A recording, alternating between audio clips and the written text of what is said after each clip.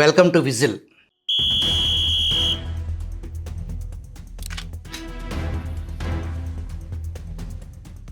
ఈరోజు విజిల్కి ప్రత్యేక అతిథి సౌమ్యులు, నిరాడంబరులు, చీమకు కూడా హాని చేసే మనస్తత్వం లేనంటి మృదు స్వభావి.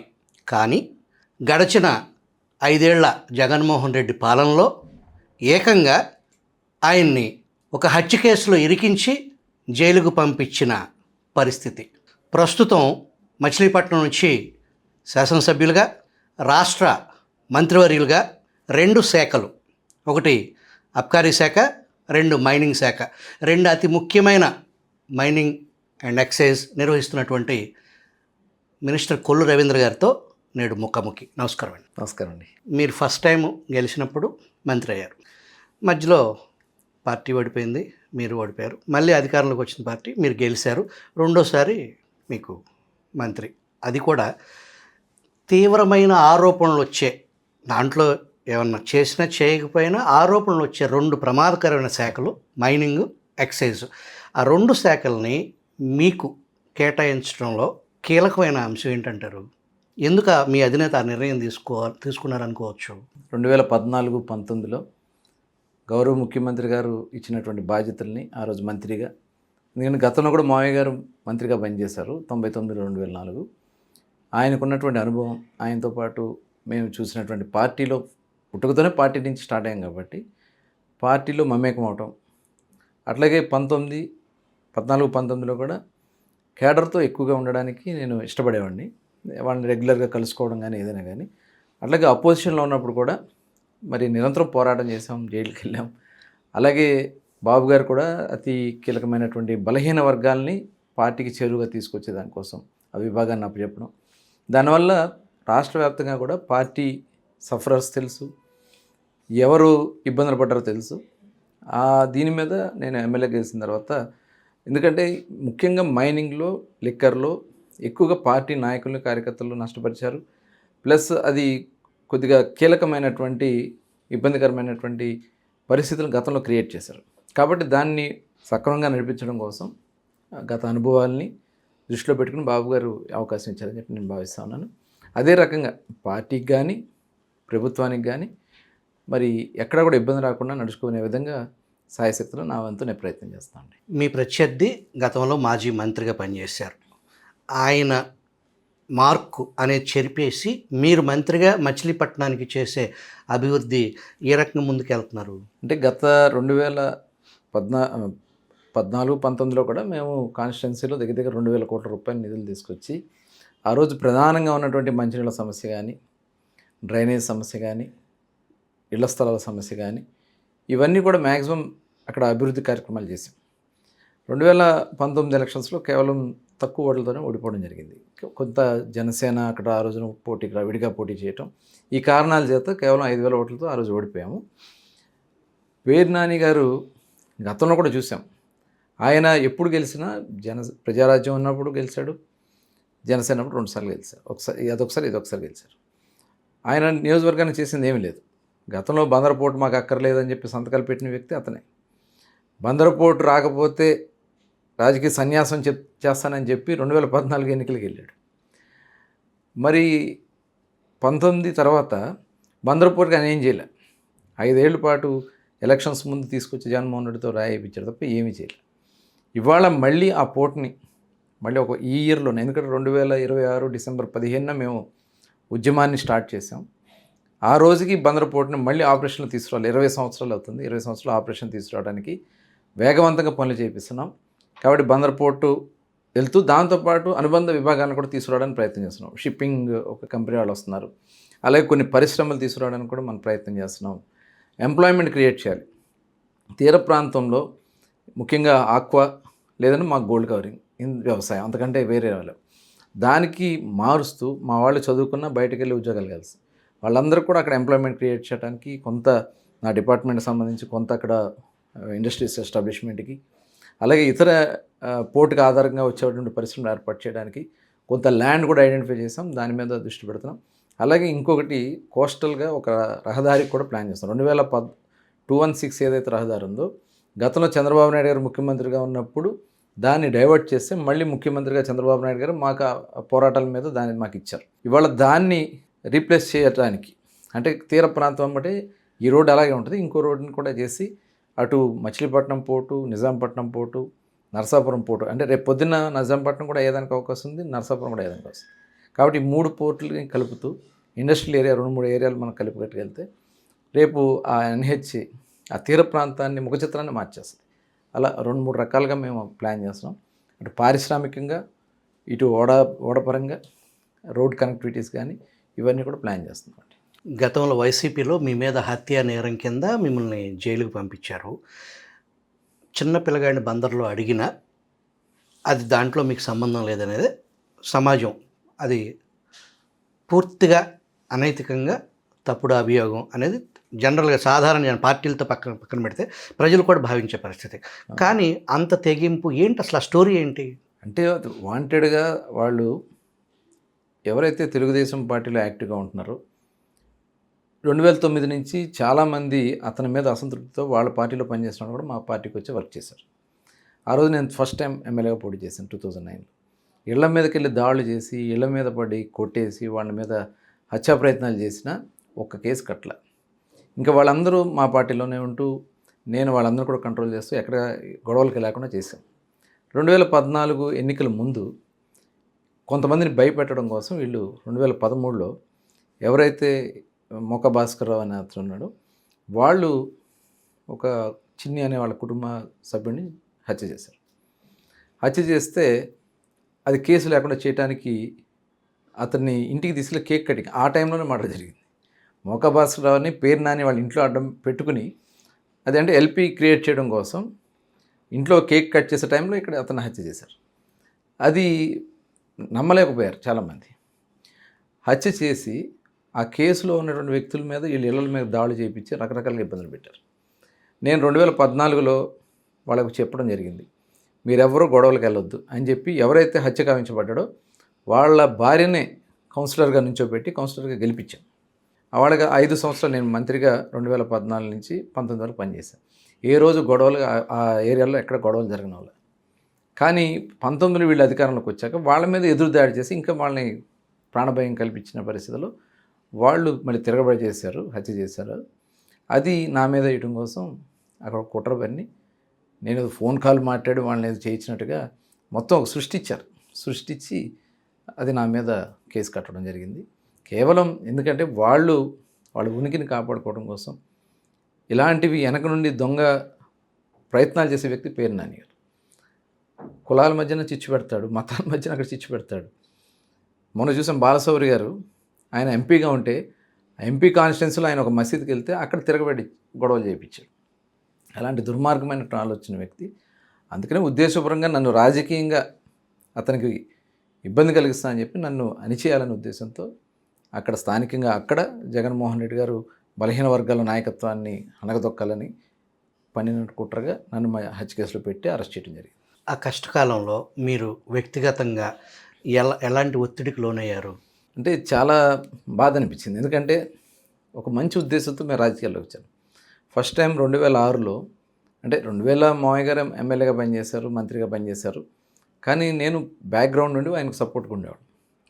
2006లో ఎప్పుడైతే మచిలీపట్నం పోర్టుని గోగులేరుకి తరలిపోతుంది, పేరు నాని కానీ ఆనాడు ఉన్నటువంటి నాయకులు సంతకాలు పెట్టేశారన్నప్పుడు రోడ్డు ఎక్కడం జరిగింది. బందరు కోసం చేయాలని చెప్పి పోరాటం చేశాం. తర్వాత చంద్రబాబు నాయుడు గారు తెలుగు యువతలో నాకు జిల్లా అధ్యక్షుడిగా అవకాశం ఇచ్చారు 2007లో. మళ్ళీ 2009లో ఎమ్మెల్యేగా పోటీ చేసే అవకాశం ఇచ్చారు. మరి ఆ రోజు నుంచి చాలా క్రియాశీలకంగా ఉంటూ ముందుకెళ్తూ వస్తూ ఉన్నాం. కానీ ఈ హత్య కేసు అనేటప్పటికీ ఎందుకంటే మా తాత ముత్తాతల నుంచి కూడా వ్యాపారంలో ఉన్నాం, రాజకీయాల్లో మావయ్య గారు ఉన్నారు.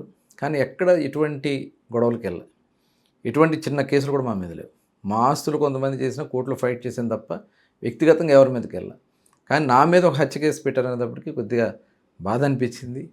నిజంగా అందరూ ఏమనుకుంటారో అని చెప్పి నేనైతే జైల్లో 54 రోజులు కుమిలిపోయాను. కానీ బాబు గారు ఇచ్చినటువంటి సపోర్టు, లోకేష్ గారు ఇచ్చినటువంటి సపోర్టు, అటు మా కుటుంబ సభ్యులు ఇచ్చినటువంటి సపోర్టు, యావత్ రాష్ట్ర ప్రజలందరూ కూడా దీన్ని నమ్మలేదనేది నాకు బయటకు వచ్చిన తర్వాత తెలిసింది. నిజంగా నాకు ఎందుకంటే నా మీద ఇంత నమ్మకం వాళ్ళకు ఉందనేది నిజంగా ఉంది. ఆ రోజు నుంచి ఇంకా ఎట్టి పరిస్థితుల్లో తెలుగుదేశం పార్టీని తెచ్చుకోవాలని కసిగా పనిచేసాం. ఎవరు ఊహించిన మెజార్టీతో బాబు గారిని కూడా ఇబ్బంది పెట్టినటువంటి పరిస్థితుల్లో ఇవాళ అధికారం చేపట్టాం. మిమ్మల్ని అక్రమ మార్గంలో అత్యంత అన్యాయంగా మీ మీద హత్య కేసు బనాయించిన అధికారులకు సంబంధించి ఆ అధికారులు ఎందుకు అలా చేయాల్సి వచ్చింది అనేది వాళ్ళని చట్టం ముందు నుంచోబెట్టే ప్రయత్నం అన్న ఆలోచన చేశారా? అంటే ఆల్రెడీ ఆ రోజునే వాళ్ళందరూ చెప్పడం జరిగింది, ఇది ఒక ఉద్దేశపూర్వకంగా మేమేం పెట్టారు, మేము ప్రెషర్లో ఉన్నాం, చేయక తప్పదు అని చెప్పి వాళ్ళే సరెండర్ అయిపోయినటువంటి పరిస్థితి. ఎందుకంటే లేకపోతే వాళ్ళు ఉద్యోగాలు చేయలేనటువంటి పరిస్థితి. వాళ్ళ మీద ఒత్తిడి చేశారు, రకరకాలుగా ఇబ్బందులు పెట్టారు, ప్రలోభాలు పెట్టారు, నాకు అసలు బెయిల్ రాకుండా చేయాలని రకరకాల ప్రయత్నాలు చేశారు. మా ఇంట్లో నా దగ్గర ఉండే అసిస్టెంట్లు కూడా తీసుకెళ్ళి కాళ్ళు పైకి కట్టేసి కిందకి ఏలాడేసి వాళ్ళని నానా రకాలుగా దాడులు చేసి వాళ్ళతో స్టేట్మెంట్లు తీసుకునే విధంగా ప్రయత్నం చేశారు. ఇవన్నీ కూడా ఫాల్స్గా చేసినాయి. నా పక్కన సోషల్ మీడియా వర్క్ చూసే కుర్రాడిని వాళ్ళైతే అతి కిరాతకంగా కాళ్ళు చేతులు పైకి కట్టేసి ఏలాడేశారు. అటువంటి దుర్మార్గమైనటువంటి పరిపాలన వారు ఆ కార్యక్రమాన్ని చేశారు. అధికారులు దానికి సహకరించారు. సహకరించిన వాళ్ళు ఇవాళ ఖచ్చితంగా అనుభవిస్తున్నారు. ప్రస్తుతం మీ ప్రత్యర్థి రాజకీయ ప్రత్యర్థి పేరు నాని, కానీ మీ ప్రత్యర్థి ప్రస్తుతం వైసీపీ ప్రభుత్వంలో వైసీపీ పార్టీలో అత్యంత కీలకంగా ప్రతిరోజు ఆయన చెప్పే స్టోరీసు విపరీతమైన ప్రచారం, దానికి కౌంటర్ పేర్ని నాని తెల్లారి లెగిస్తే ఏదైతే వైసీపీ స్క్రిప్ట్ ప్రకారంగా మీ ప్రభుత్వం మీద ఏదైతే ఉద్దేశపూర్వకమైన దాడి ఉందో ఆ దాడిని సరిగ్గా ఎదుర్కోలేకపోతుంది మీ పార్టీ అనేది జనాల్లో జరుగుతున్న టాక్. ఎందుకంటే పేరు నాని విపరీతంగా ఆయన హైపర్ యాక్టివ్గా ఉన్నమాట వాస్తవం. ఎందుకంటే అతనికి ఏదో రకంగా అరెస్ట్ కావాలి, ప్రజల్లో సింపతి కావాలి, లేదా జగన్మోహన్ రెడ్డికి మార్కులు రావాలి. ఇదే పిచ్చతో అతను చాలా విచ్చలవిడిగా మాట్లాడుతూ ఉన్నాడు. వాస్తవం ఎవరు ప్రజలు నమ్మరు. వాళ్ళు ఎవరైనా చేసుకునే వాళ్ళు సోషల్ మీడియా ప్రచారం చేసుకోవచ్చాం, కానీ వాళ్ళ ప్రచారాలు వాళ్ళ మాటలు ఎవరు నమ్మే పరిస్థితి. అలాంటి వ్యక్తుల్ని ప్రజలు ఎప్పుడు కూడా లైక్ చేయరు. ఎందుకంటే బందరు ప్రజలకు తెలుసు కాబట్టి వాళ్ళు 50,000 ఓట్లతో నన్ను గెలిపించారు. ఇవాళ అతని మెంటాలిటీ కానీ అతను అసలు రాజకీయాలకే పనికిరాడని చెప్పి చీదరించబట్టి అతను పోటీ చేయలేకపోయాడు. ఇవాళ సొంత భార్యను పెట్టి సొంత భార్యతో వ్యాపారం పెట్టించి అందులో బియ్యం కొట్టేసిన వ్యక్తి ఇవాళ వచ్చి ఇక్కడ నీతి కబుర్లు చెప్తా ఉంటే ఎవరు నమ్మాలండి? దొంగ పట్టాలు సృష్టించి కొడుకుని గెలిపించాలని చెప్పి అక్రమ మార్గాలు ఎన్నుకున్నటువంటి వ్యక్తి ఆయన వాళ్ళు వచ్చి నీతి కబుర్లు చెప్తుంటే ఎవరు నమ్ముతారండి? ఇవాళ తాత్కాలికంగా మీడియాలో వస్తుందని చెప్పి అతను ఆనందపడుతున్నాడేమో, కానీ డెఫినెట్గా మూల్యం చెల్లించుకుంటాడు. ఈ పేదల బియ్యానికి సంబంధించి మీరు రికార్డెడ్గా రెడ్ హ్యాండెడ్గా దొరికారు, అక్కడ బియ్యం లేవు, స్టాక్ లేవు, గోడౌను యజమానురాలు, మీరు కేసు ఫిక్స్ చేశారు. ఆ క్రమంలో మీరు అరెస్ట్ చేయడానికి విపరీతంగా ప్రయత్నం చేస్తుంటే మీ నాయకుడు ముఖ్యమంత్రి గారు వద్దు అని అన్నారని చెప్పేసి మీడియాలో దాన్ని ఒక పాజిటివ్ కథనంలాగా అల్లారు. అదేంటంటారు? ఇప్పుడు అతను నైజం అది. ఇప్పుడు ఆ రోజున బియ్యం ఎత్తేసారు, దానికి రికార్డెడ్గా మొత్తం సమాచారం దొరికింది. ఏ టోల్ గేట్ నుంచి ఎంతెంత బియ్యం వెళ్ళింది, వాళ్ళ అకౌంట్ నుంచి వీళ్ళ అకౌంట్లో డబ్బులు ఎలా పడినాయి అన్నీ కూడా డీటెయిల్గా వచ్చినాయి. అతని భార్యని అరెస్ట్ చేస్తారని చెప్పి డబ్బులు తీసుకెళ్ళి కట్టేశాడు. అంటే డబ్బులు కట్టేస్తే దొర అయిపోయాడు కదా. ఇప్పుడు ఎందుకు కట్టాడు డబ్బులు? అక్కడ చోరీ జరిగింది కదా. అంటే ఇప్పుడు అది బయటపడింది కాబట్టి డబ్బులు కట్టాడు. ఇవాళ అందుట్లో కీలక పాత్ర పేరు నానినే. అతను ఎక్కడ అరెస్ట్ అయిపోతాడని చెప్పి కోర్టుల చుట్టూ తిరిగి బెయిల్ తెచ్చుకుని ఇవాళ నంగనాచి మాటలు మాట్లాడుతూ ఉన్నాడు. పేదల బియ్యం బొక్కేసిన వ్యక్తి, పేదల పట్టాలు ఇళ్ల స్థలాల పేరుతో దోపిడీ వాళ్ళ కొడుకుని అందలం ఎక్కించాలని ప్రయత్నం చేసినటువంటి వ్యక్తి. అక్రమాస్తులు చాలా ఉన్నాయి, వాళ్ళ దాని మీద విచారణలు జరుగుతూ ఉన్నాయి. అతని ఉద్దేశం ఏంటంటే అరెస్ట్ అయితే సింపతి వస్తేనే ఒక దీంతో రెచ్చగొట్టే. కానీ బాబు గారి గురించి మాట్లాడే అర్హత ఏముందండి అతనికి? ఏం చేశారంటే మంత్రిగా జిల్లాకి మరి 3 మంత్రులుగా పనిచేశారు. కొడాలి నాని, పేరు నాని కానీ ఇటు జోగి రమేష్ కానీ. జిల్లాకి ఏం చేశారు చెప్పమనండి? 5 సంవత్సరాలు 3 మంత్రులుగా పనిచేసి జిల్లాని దోచుకున్నారు తప్ప ఇసుకలో డ్రైవర్గా పెట్టుకుని ఆయనే లారీలు తీసుకుతోలుకున్నటువంటి పరిస్థితి కొడాలి నాని చేశాడు. ఇష్టం వచ్చినట్టు బాబు గారి గురించి, బాబు గారి కుటుంబం గురించి మాట్లాడారు. ఇవాళ పేరు నాని మాట్లాడుతూ ఉన్నాడు. అసలు దాంట్లో వాస్తవాలు ఉన్నాయా లేదని తెలియాల్సినటువంటి అవసరం ఉంది. అందుకనే చిత్తుగా ఓడిచ్చారు అటు పవన్ కళ్యాణ్ గారి కుటుంబం గురించి మాట్లాడతాం, లేకపోతే చంద్రబాబు నాయుడు గారి కుటుంబం గురించి మాట్లాడతాం. ఏం తెలుసండి ఇవాళ ఈ రాష్ట్ర పరిస్థితులు జగన్మోహన్ రెడ్డి వల్ల ఎంత నష్టపోయాం, యువత భవిష్యత్తు ఎంత పోయింది. ఇవాళ అన్ని విధాల రాష్ట్రాన్ని ముందుకు తీసుకెళ్లాలని ప్రయత్నం చేస్తామంటే ఇవాళ చీప్ ప్రచారం కోసం వాళ్ళు చీప్గా మాట్లాడితే అది ప్రచారం జరుగుద్దనే విధంగా అటు పేర్ని నాని నిన్న జోగి రమేష్కు మాట్లాడినటువంటి మాటలు కూడా ప్రజలైతే ఎప్పటికీ ఇటువంటి నాయకుల్ని అడ్రస్ లేకుండా చేస్తారు. కొడాలి నానిని కానీ పేరు నానిని కానీ ఇప్పటి వరకు మీరు టచ్ చేయకపోవటం అనేది ఏదైతే గతంలో జరిగిన అక్రమాలు, ఇప్పుడు మీరు ఇసుక అది ఇప్పుడు మీ శాఖ వాస్తవానికి, ఏదైతే గత ప్రభుత్వంలో జరిగిన విధ్వంసకర వ్యవహారాల్లో గుడివాడ మాజీ ఎమ్మెల్యే కానీ మచిలీపట్నం మాజీ ఎమ్మెల్యేని మాజీ మంత్రిని మీరు చట్టం ముందుకు తీసుకురాకపోవటం, ప్రస్తుతం కొడాలి నాని మ్యూట్లో ఉన్నప్పటికీ కూడా మీరు 80 రోజుల పైన జోగి రమేష్ని అరెస్ట్ చేశారు కల్తీ లిక్కర్ వ్యవహారంలో, అది కూడా మీ శాఖే. కానీ నిన్న బెయిల్ మీద వెళ్తున్న వ్యక్తి ఒక కాన్వాయ్తో వెళ్ళటం, భవానీపురంలో ఏసీపీని చేయి చూపించి ఈ రాష్ట్రంలో ఎక్కడ ర్యాలీలు జరగట్లేదా, ఇప్పుడు ఆయన ఒక రాజకీయ ర్యాలీ, ఒక నిందితుడుగా ఒక కేసులో అరెస్ట్ అయ్యి సుదీర్ఘకాలం పాటు జైలు గోడల మధ్య ఉండి ఇంటికి వెళ్తున్నారు. సిగ్గుమాలిన పనిలో ఇంటికి వెళుతూ పోలీస్ అధికారిని నువ్వు అని ఏకవచనంతో, దట్టు ఏసీపీ వాటెవర్, అది ఎస్ఐ అయినా ఏసీపీ అయినా, ఒక అధికారిని చేయిబెట్టి చూపించి నువ్వు ఎందుకు కారాపావు అని అనటాన్ని నేను మళ్ళీ చంద్రబాబు ఇంటికి వెళ్తా అని చెప్పేసి ఆ రంకిలు వేసే విధానాన్ని, అంటే ఇది మంచి ప్రభుత్వం అని మీరు ఎలాగో ట్యాగ్ మాది మంచి ప్రభుత్వం అంటున్నారు, ఈ మంచి ప్రభుత్వం అనే అలుస అట్లాంటి పరిస్థితి. అంటే చట్టాలు ఇప్పుడు మనకి మెయిన్ ఏంటంటే కొన్ని చట్టాల్లో ఉన్నటువంటి దీనివల్ల వాళ్ళు బెయిల్ వచ్చిందంటే అతను ఎందుకు వచ్చింది, మనకి ఉన్నటువంటి రాజ్యాంగంలో కొన్ని చట్టాల వల్ల అతను బెయిల్ వచ్చింది. అతను వాంటెడ్గా అక్రమ మద్యం చేసి ఆ బురద ప్రభుత్వం మీద జల్లాలని వాళ్ళ ప్రభుత్వం వాళ్ళు చేసుకుని కోట్లు గడించుకున్నారు. వాళ్ళు అవన్నీ కూడా చేసి ఇంకా సిగ్గుమాలి వాళ్ళ ప్రవర్తన నిజంగా దురదృష్టకరం. ఇది మన రాజ్యాంగం మనకిచ్చినటువంటి వాళ్ళకి అలాంటి అవకాశం కల్పిస్తుంది. ఇవాళ పేరు నాని కానీ కొడాలి నాని కానీ జోగి రమేష్ కానీ ఇవాళతో అయిపోలేదు, వీళ్ళందరికీ ఇంకా చాలా విచారణలు జరుగుతున్నాయి. అవన్నీ కూడా త్వరలో బయటకు వస్తాయి. అన్నిటికీ సిట్లు వేసాం, సిట్లో వాస్తవ విషయాలు బయటకు వస్తున్నాయి. సాక్షాత్తు ఇవాళ విజయసాయిరెడ్డి మాట్లాడారు, ఇందులో ఎవరి పాత్ర ఉంది, ఎవరెవరికి అంత డబ్బులు ఇచ్చారు, ఇవన్నీ కూడా ఉన్నాయి. విచారణలో వాస్తవాలన్నీ కూడా బయటకు వస్తున్నాయి. కాబట్టి కొద్దిగా డైవర్షన్ చేయడానికి వీళ్ళు ప్రయత్నాలు చేస్తున్నారు.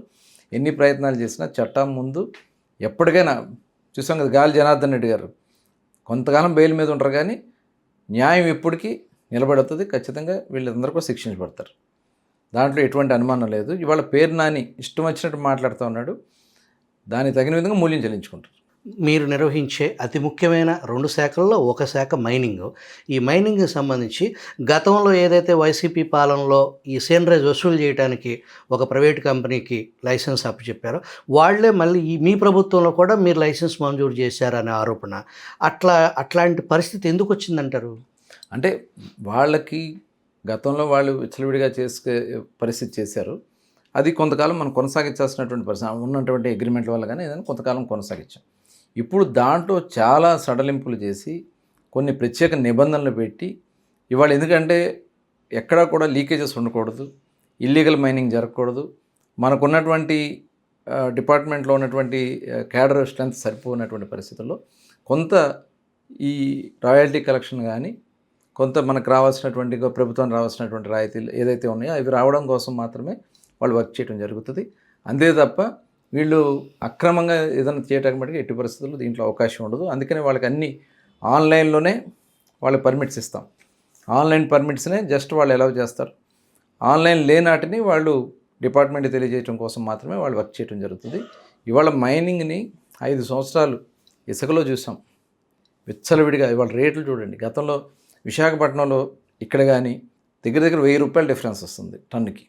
ఎందువల్లంటే గతంలో వాళ్ళు ఫిక్స్ చేశారు, 450 రూపాయలు ఫిక్స్ చేయడమే కాకుండా జగన్మోహన్ రెడ్డి గారికి వెళ్ళాల్సిన వాటాలు ఎవరికాళ్ళు వాటాలు పంచుకోవడం వల్ల ఆ రేట్లు వచ్చి విపరీతంగా దోపిడీ చేస్తారు శాండ్లో. అట్లాగే ఏదైతే ప్రత్యేకమైనటువంటి మైనింగ్లో మైనర్ మినరల్స్ ఉన్నాయి వాటిని కేవలం ధనార్జన కోసం చూసుకున్నారు, వాళ్ళ స్వార్థార్జన కోసం, ప్రభుత్వ ఆర్జన కోసం కాదు. దాని మీద రకరకాలైనటువంటి పెనాల్టీస్ వేసి చాలా మైనింగ్స్ ఆపేసుకున్నారు, కోర్టులకు వెళ్ళిపోయారు. కొంతమంది 100 కోట్లు ఫైన్లు వేశారు వాళ్ళ మీద. అవన్నీ కూడా వాళ్ళు మళ్ళీ ముందుకు తీసుకొస్తున్నాం. ఆ పెనాల్టీస్ని అన్నీ కూడా అదే విచారణ చేయించి వాళ్ళ మీద మళ్ళీ ఓపెన్ చేయిస్తున్నాం. దానివల్ల మైనింగ్ యాక్టివిటీ పెరిగింది, రాష్ట్ర ప్రభుత్వానికి ఆదాయం కూడా పెరుగుతుంది. దాన్ని ఇంకా పెంచడానికి రేపు మనకు ఎంప్లాయ్మెంట్ రావడానికి ఎక్కువ అవకాశాలు ఉన్నాయి. మైనింగ్లో వాల్యూ ఎడిషన్కి వెళ్ళడానికి ఎక్కువ అవకాశాలు ఉన్నాయి. వీటన్నిటి బీచ్ శాండ్స్ ఉన్నాయి. ఎందుకంటే అపారమైనటువంటి ఖనిజ సంపద మన రాష్ట్రంలో ఉంది. వాటికి ఒక ప్లానింగ్తో ముందుకెళ్తున్నాం. దానివల్ల ప్రభుత్వ ఆదాయం పెరుగుతుంది, యాక్టివిటీ పెరుగుతుంది. తద్వారా యువతకు ఉద్యోగ ఉపాధి అవకాశాలు వస్తాయి.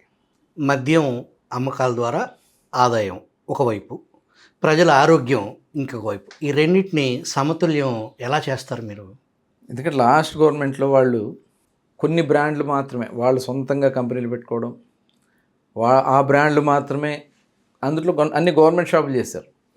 డిపార్ట్మెంట్ ఒక ఉద్దేశపూర్వకంగా ప్లానింగ్ తీసుకురాడు. డిపార్ట్మెంట్నేమో సెబ్ అని పెట్టేసి మా ఎక్సైజ్లో ఉన్నటువంటి కొంతమందిని పక్క తీశారు.